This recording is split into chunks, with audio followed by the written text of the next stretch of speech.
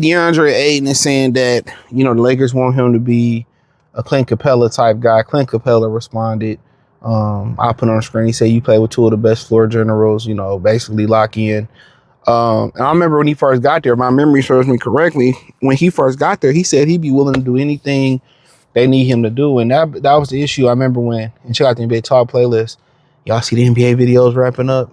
Keep supporting them. I do lives. But y'all see the NBA ramping up. The NBA videos ramping up. But I remember he first got there, he said that it was his team. That was a big red flag. Remember, he got drafted the same draft as Luka, Trae Young. He was in that draft class, right? And I remember he first got there and he said Devin Booker, it was his team over Devin Booker team. And I said, boy, oh boy, this ain't gonna work. I said that. I was saying to myself, this ain't gonna work. When he came in with that mindset, bro, I said, yeah. And then, at the end of the day, the work ethic ain't been there. He don't want to embrace the role of being the Clint Capela type. That means, take, rebound, block shots, occasional pick and roll or lob, and no plays being called for you. He want to go somewhere and be the man. If that's the case, he gonna go somewhere and be the man. And check out the NBA Talk playlist, by the way. Thumbs up the video. Sure, you're gonna go be the man. It's gonna be in Puerto Rico. It's gonna be in Greece. It's not gonna be in the NBA.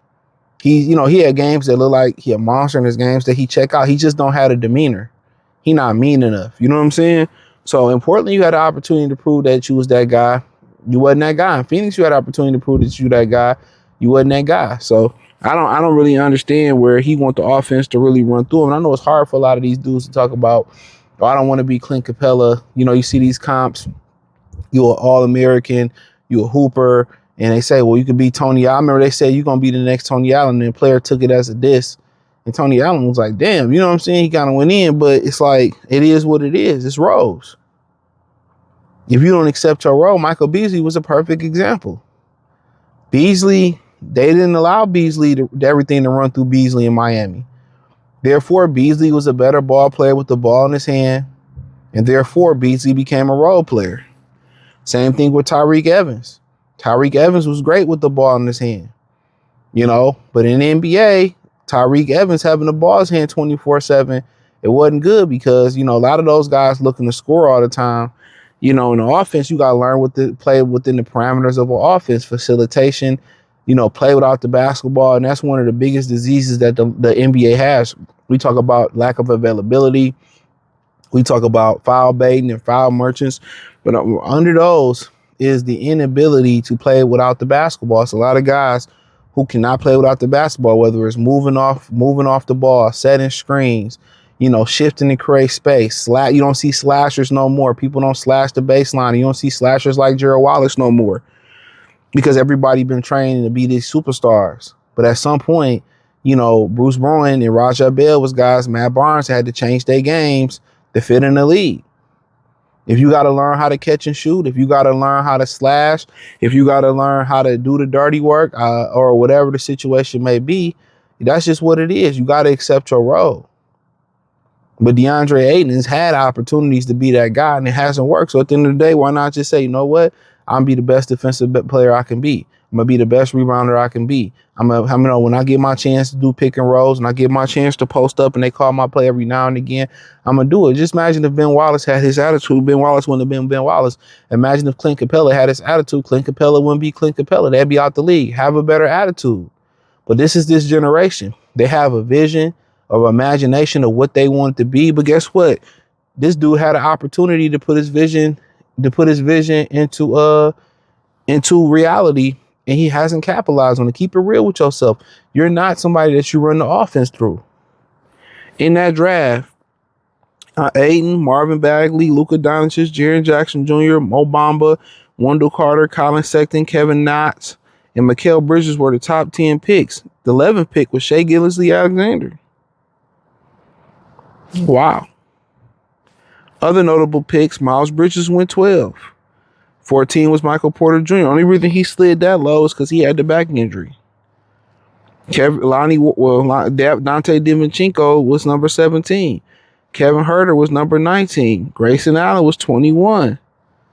Other than that, Any notable second round picks? Devontae Graham was killing it for a minute. I don't know what happened. Oh, Jalen Brunson, 33rd pick in the second round. Bruce Brown, one of my favorite Detroit Pistons. Sivi Malachi, he was in that pick. Hamdou Diallo, another Detroit Piston, 45.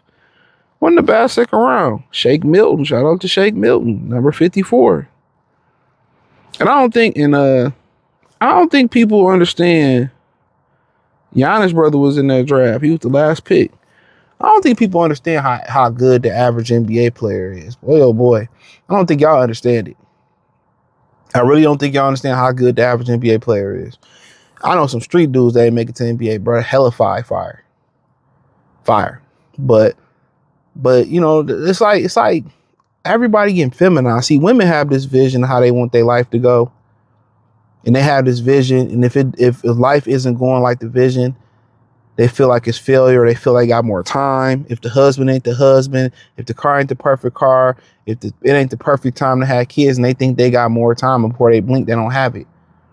So now the vision, you know, just because my reality didn't match my imagination, now my life didn't pass me, my best years didn't pass me by, or my prime years. A lot of these dudes got the same vision. Coming to the NBA, okay, I didn't put the work in, or I got multiple opportunities to be that guy. It ain't that way, but I still want to be that way. Guess what? It ain't gonna be that way in the NBA.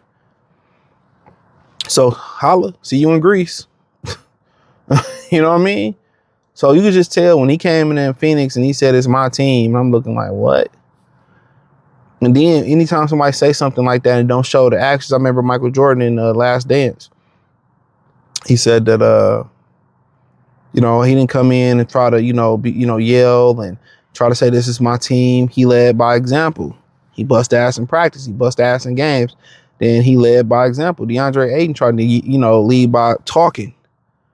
And his words never matched his actions. His work ethic never matched on words.